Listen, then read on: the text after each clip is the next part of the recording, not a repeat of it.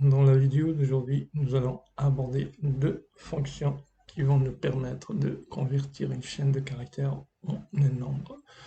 Alors donc pour le faire, nous avons ce tableau qui est devant nous, plus précisément la colonne J qui contient des montants, mais réellement ce n'est pas au bon format parce que si vous avez remarqué, tout à gauche de la cellule, il y a un petit triangle de couleur verte, ce qui indique que le format n'est pas le bon.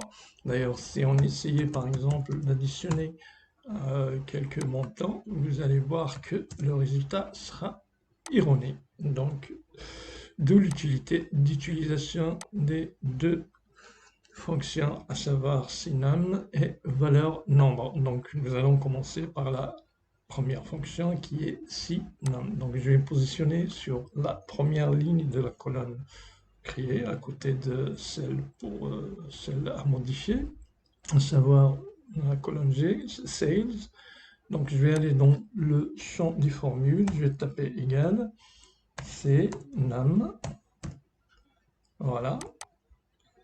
Donc synum est pris, et après Excel nous demande d'insérer le texte pour lequel on veut faire la conversion. Dans notre cas, ce sera la cellule G2. Donc il suffit juste de sélectionner la cellule G2.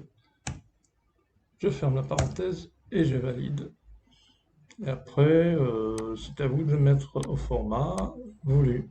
Dans notre cas, c'est 10 € par exemple. Et maintenant, si on fait la somme, vous allez voir que le résultat sera juste, on a un montant. Voilà, ça pour la première fonction synum. On a une deuxième fonction qui est valeur nombre, qui a le même rôle que synum. Des fois, quand la fonction synum ne fonctionne pas, vous pouvez utiliser la fonction valeur nombre. Donc on crée une nouvelle colonne, toujours à côté de celle qu'on veut convertir, et je vais me positionner toujours dans la première cellule, première ligne de la colonne créée.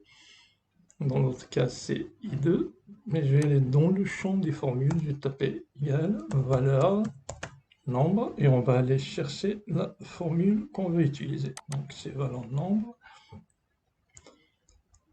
Et là, je vais aller sélectionner le texte pour lequel je veux faire de la conversion.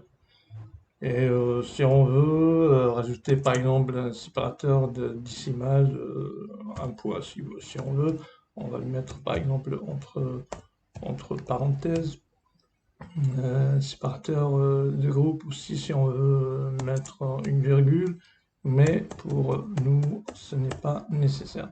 Donc on va se contenter juste de convertir. Voilà, donc je ferme la parenthèse et je valide. Voilà, le tour est joué. Merci pour votre attention. À une prochaine vidéo sur votre chaîne YouTube Helpy Tuto.